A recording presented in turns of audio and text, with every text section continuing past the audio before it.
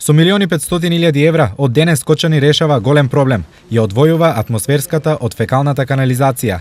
Досега сите обилни врнежи за граѓаните беа проблем, а последиците беа големи штети.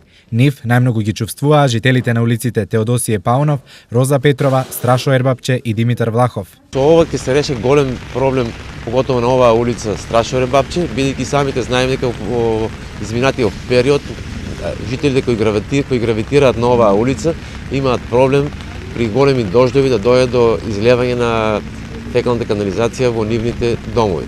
Станува збор за мрежа во должина од 6,8 километри. Изградбата почнува денес, а ќе заврши во јуни до година. Време трајање на изведбата на овие 6800 метри е 14 месеци.